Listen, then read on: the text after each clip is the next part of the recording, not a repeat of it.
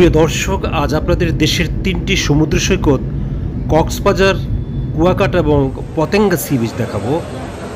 প্রথমেই আপনাদের দেখাবো কক্সবাজার সমুদ্র সৈকত। আমরা বিমান থেকে নেমে সোজা হোটেলে চলে যাই এবং সমুদ্র সৈকতের পাশের একটি হোটেলে উঠি, যেখান থেকে সমুদ্র দেখা যায়।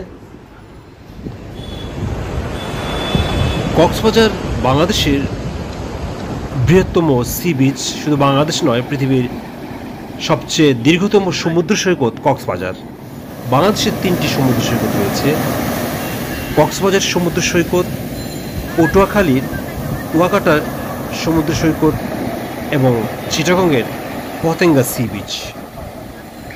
এই তিনটি সি বিচেই মানুষের আনাগোনা দেখা যায়। আপনারা ভিডিওতে কক্সবাজারের সমুদ্র সৈকত দেখছেন। কক্সবাজার সমুদ্র সৈকত খুবই সুন্দর এবং দেশি বিদেশি বহু পর্যটক এখানে বেড়াতে আসে এবং এখানকার পানি অন্য দুইটি সি বিচের চেয়ে একটু পরিষ্কার। দেখছেন কুয়াকাটা সমুদ্র সৈকত। কুয়াকাটা সমুদ্র সৈকত পটুয়াখালীতে অবস্থিত। পটুয়াখালীর একটি উপজেলা কুয়াকাটা, আর এই কুয়াকাটাই কুয়াকাটা সমুদ্র সৈকত। আপনারা কুয়াকাটার হোটেলগুলি দেখছেন। রাস্তার দুপাশে অসংখ্য হোটেল রয়েছে। ঢাকা থেকে কুয়াকাটায় যেতে প্রায় 5.5 ঘন্টা বা 6 ঘন্টার মতো সময় লাগে। আপনি যদি রাতের 12টার গাড়িতে উঠেন তাহলে ভোর 6টার দিকে কুয়াকাটা চলে যাবেন এবং সারাদিন ইচ্ছে করলে সারাদিন বেরিয়ে কুয়াকাটা থেকে আবার ঢাকায় ফিরতে পারেন। কুয়াকাটায় হোটেলে রাতে যাপন করতে পারবেন। আমরা খুব ভোরে, অর্থাৎ 6টার দিকে কুয়াকাটা পৌঁছেছিলাম, তাই পথেঘাটে তেমন লোকজন দেখা যাচ্ছে না। কেবল ভোর হচ্ছে, তাই দুপাশ খুবই মানুষজন নেই বললেই চলে।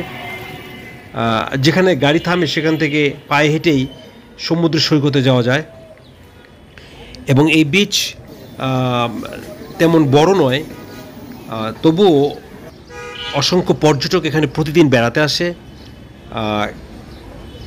কুয়াকাটায় আপনি বেড়াতে চাইলে এখানে প্রচুর হোটেল পাবেন। দেখছেন সৈকতের অংশ এবং এই সৈকত কক্সবাজারের সৈকতের চেয়ে স্রোত কম। আপনারা ভিডিওতে সেই দৃশ্য দেখছেন।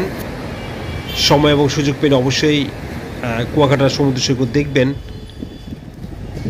দেখছেন পতেঙ্গা সি বিচ, যেটি চিটাগংয়ে অবস্থিত। আপনারা ভিডিওতে পতেঙ্গা সি বিচ দেখছেন। আপনাদের আগে বলেছি আজকে আপনাদেরকে তিনটি সমুদ্র সৈকত দেখাবো। পতেঙ্গা সি বিচ আসলেই সুন্দর, যেটি চিটাগাং শহর থেকে আপনি যদি সিএনজিতে যান তাহলে 300 টাকা ভাড়া লাগবে, অর্থাৎ চিটাগংয়ের 0 পয়েন্ট থেকে অটোতে করে বা সিএনজিতে করে পতেঙ্গা যেতে 300 থেকে 350 টাকা ভাড়া পড়বে। আপনারা পতেঙ্গা সি বিচ দেখছেন এবং এই বিচের পাশেই রয়েছে দক্ষিণ এশিয়া তথা বাংলাদেশের প্রথম টানেল, যেটি কর্ণফুলী নদীর তলদেশ দিয়ে ও প্রান্তে চলে গিয়েছে। আর এই টানেলের যেখানে যাত্রা শুরু তা এই পতেঙ্গা সি বিচের পাশেই। তাই পতেঙ্গা বেড়াতে এলে বা পতেঙ্গা সি বিচ দেখতে এলে অবশ্যই টানেলে ভ্রমণ করতে ভুলবেন না। এবং টানেলে যেতে হলে আপনি ইচ্ছে মতো যেতে পারবেন না। এখানে মাইক্রোবাস এবং ছোট কার রয়েছে। 1000 টাকা রিজার্ভে এই প্রান্তে এবং ও প্রান্তে আসতে পারবেন, অর্থাৎ আপনি একবার ওই প্রান্তে যাবেন এবং ওই প্রান্ত থেকে এই প্রান্তে নিয়ে আসবে। 1000 টাকা ভাড়া, এটা রিজার্ভে যেতে হয়। আপনি 3 জন বা 4 জন যারাই যান না কেন এভাবে যেতে পারবেন। বাংলাদেশের এই তিনটি দর্শনীয় লোকেশন সবসময় পর্যটকে ভরা থাকে। আজ আপনাদের তিনটি সমুদ্র সৈকত দেখালাম। সমুদ্র সৈকত বলতেই বাংলাদেশের মানুষ প্রথমে কক্সবাজার সমুদ্র সৈকত বুঝে থাকে, তারপরে চিটাগং, সেন্ট মার্টিন, চিটাগং যেটা পতেঙ্গা সি বিচ সেটা দেখে থাকে এবং কুয়াকাটা। তবে পতেঙ্গা সি বিচ মানুষ তেমন নাম জানে না, কারণ মানুষের মুখে সাধারণত কক্সবাজার এবং কুয়াকাটা এই দুটি শোনা যায়। তবুও দর্শক, আপনারা যারা ভ্রমণে যাবেন, তিনটি সৈকত তিন ধরনের এবং তিন ধরনের আমেজ, তিন ধরনের পরিবেশ আপনাকে অবশ্যই মুগ্ধ করবে। অবশ্যই তিনটি জায়গায় যাবেন, দেশকে জানবেন, দেশের মানুষকে জানবেন, তবে দেশকে ভালোবাসতে পারবেন।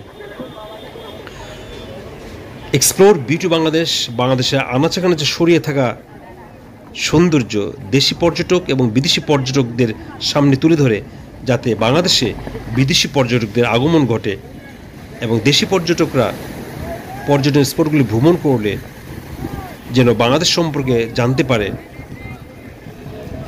বিদেশিরা তখনই বাংলাদেশে আসবে যখন তারা বাংলাদেশের অবস্থাটা, ভালো অবস্থাগুলি জানবে, তখনই এই দেশে বিদেশি পর্যটক আসবে। আবার দেখা হবে নতুন কোনো ভিডিওতে। ততদিন ভালো থাকবেন। আল্লাহ হাফেজ।